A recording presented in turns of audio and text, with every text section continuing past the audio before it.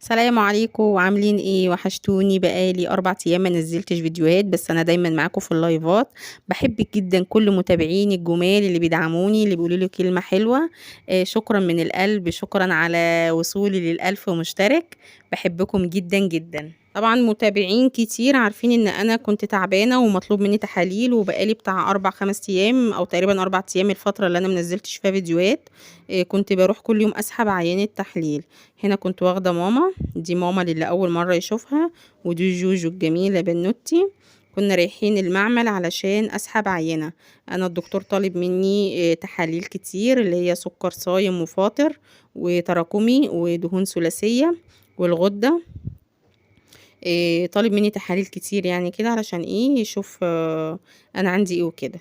فهنا بقى كنا واخدين بعض ورايحين راكبين التوك توك. احنا هنا كنا نازلين بدري وانا كنت صايمه في الوقت ده، علشان كان مطلوب مني بقى السكر صايم. انا عملت فاطر فكان مطلوب مني صايم. وصلت يا ولاد عند المعمل، ادعولي علشان انا مفيش في ايديا حته سليمه اعمل منها التحليل، بس ان شاء الله يعني يعرفوا يسحبوا ان شاء الله. ده المعمل ورانا. هنا بقى كنا وصلنا خلاص المبنى بتاع المعمل. انا طالعه مرعوبه لان ايديا زرقاء، وهتشوفوا دلوقتي وانا برفع لها التيشيرت علشان تسحب مني العينه. ايديا زرقاء من كتر التحاليل. فما كانش في مكان، كنت خايفه جدا ان هي ما تلاقيش مكان او تقعد تحاول كتير وتشوكني كتير، لان المستشفى اللي قبل ديت يعني الصراحه شوكوني كتير قوي قوي قوي لحد ما سحبوا مني. تعالوا نشوفوا بقى انا بسحب العينه. 36 هنعمل دهون والسكر.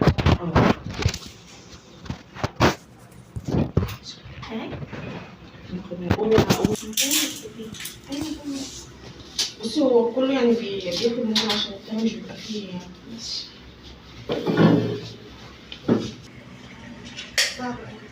بحس انهم بيشغلوا ناس ما بيفهموش، سد خانه كده. لا على فكرة كويسين والله. لا بيعذبوها في السحب والله يا دكتور. الله اكبر عليكي، بسم الله ما شاء الله. مفيش بتاع ده الاول الدكتوره فاطمه.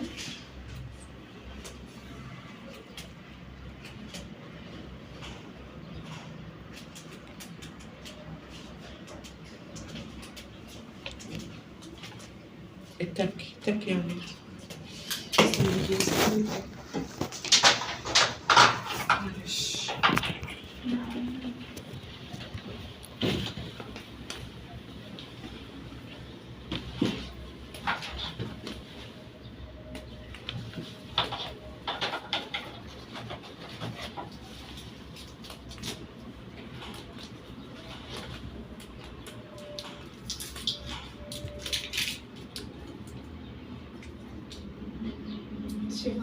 بدك يا روح.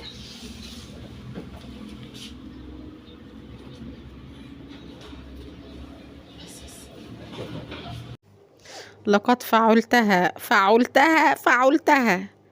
ايوه خلصت الحمد لله على خير، الحمد لله. ما كنتش مصدقه ان هي هتعرف تسحب لي العينه، ما شاء الله من اول مره. دكتوره ما شاء الله ما شاء الله، ربنا يبارك لها يا رب. ايديها خفيفه جدا. وسحبت لي على طول يعني، ما عذبتنيش الحمد لله. هنا خلاص خلصنا. قالت لي بقى تعالي خدي العينه بالليل. والله انا ما روحتش لان ميعاد الدكتور يوم الاحد، فهروح بقى ايه اجمع التحاليل كلها واروح بها للدكتور يوم الاحد ان شاء الله. هنا بقى كنا خلاص نازلين.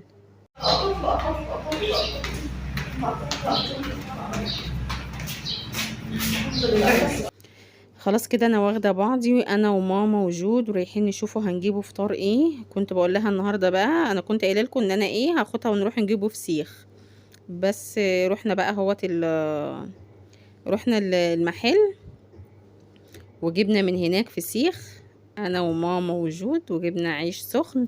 بس ما عرفتش ان انا اصور لكم علشان خاطر كنت تعبانه بقى قوي، فعدينا اليوم الغدا ده، بس كملوا معايا الفيديو كده للاخر. مستنيه تقولوا لي رايكم، مستنيه اول مره يشوفني يشترك في القناه ويفعل زر الجرس عشان يوصل لكم مني كل جديد. وشكرا لكل اللي وصلوني للألف. انا عديت الألف الحمد لله، وعديتهم بسرعه قوي كمان ما شاء الله. الحمد لله الحمد لله الحمد لله على كل حال. انا دايما بشكر ربنا ودايما برضى بكل حاجه ربنا بيديها لي.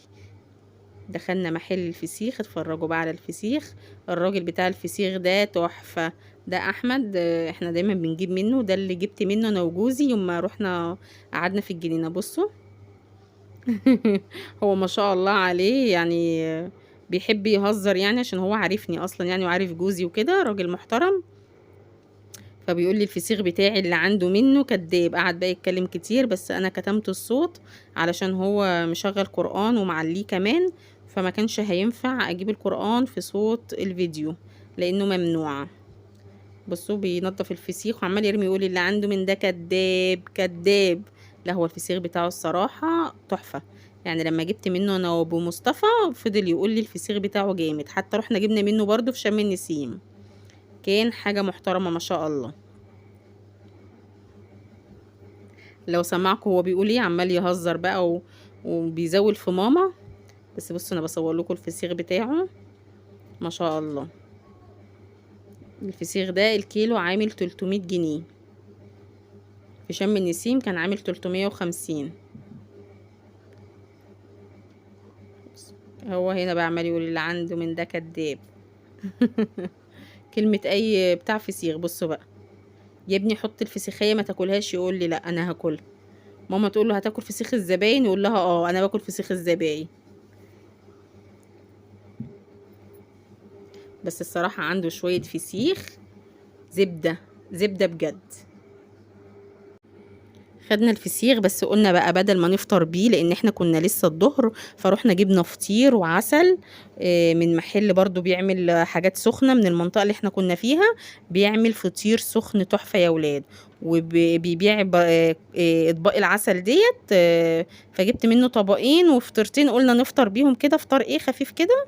فطير وعسل الف فطار خفيف، افطر خفيف وخلاص احلى من الفسيخ. والفسيخ بقى اتغدينا بيه. ما صورتش لان انا كنت تعبانه بقى، يا دوب فطرت اكلت اللقمتين اللي انا اكلتهم دول وخدت العلاج ودخلت نمت وصحيت اتغديت مع ماما. انا هنا كده في شقه ماما، روحت بقى الشقه عندي نمت تاني. انا نمت تاني لان انا تعبانه وفي علاج باخده بينيمني كتير. فجوجو ربنا يبارك لها يا رب ويحميها من شر العين ومن شر كل حاسد ويحميها يا رب يبارك لي فيها. لقت الصاله مكركبه وانا كنت نفسيتي وحشه وتعبانه. دخلت على الصاله حتى عملت لي فيديو، قالت لي يا ماما هعمل لك فيديو كمان عشان تنزليه، عشان انت بقالك كتير ما بتنزليش. انا بحب ولادي ان هم بيدعموني واقفين معايا عشان اكبر في القناه. كمان جوزي بحب اشكره جدا من خلال هذا الفيديو العظيم الجميل ومن خلال موقعي هذا من على الركنه واقول له شكرا يا ابو مصطفى على دعمك ليا، شكرا لماما لدعمها ليا، شكرا لكل حد بيدعمني. اكيد في يوم من الايام لما ربنا يراضيني، انا عارفه ان ربنا هيراضيني في يوم من الايام، علشان انا دايما راضيه بكل حاجه الحمد لله على كل حال، ودايما بفرح بالوضع اللي انا فيه، ودايما برضى بكل وضع انا فيه الحمد لله الحمد لله.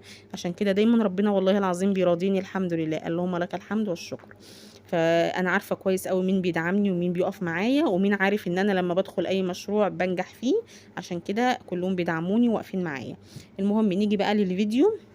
علموا بناتكم يا جماعة النظافة، علموا بناتكم النظام، علموا بناتكم الترتيب، علشان البنت في الأول وفي الآخر مهما تتعلم وتاخد شهادات مصيرها تتجوز. خليها تتجوز وهي بنوتة بتعرف تنظف، بنوتة عارفة نظافتها الشخصية، عارفة نظافة المكان اللي هي قاعدة فيه، عارفة النظام والترتيب والأصول. علموا بناتكم من دلوقتي. ما تقوليش لا صغيرة سيبيها تلعب وتعمل، لا علمي بنتك الأصول، علميها النظافة، علميها ازاي ترتب المكان اللي هي فيه.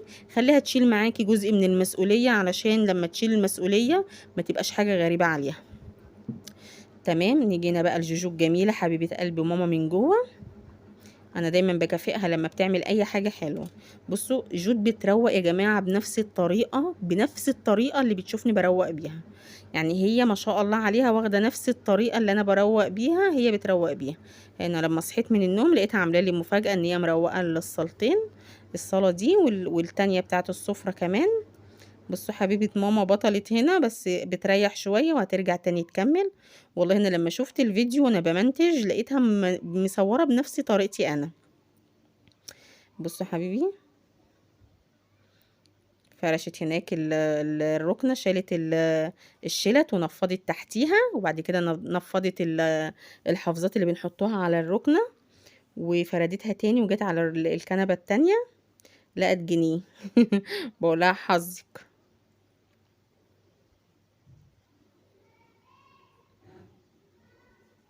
انا عارفه ان هي بتروق بطريقه حلوه لما بيكون لها مزاج، كمان لما بتبقى رايقه كده بتروق بتروق بمزاجه حلو يعني من غير ما حد يقول لها.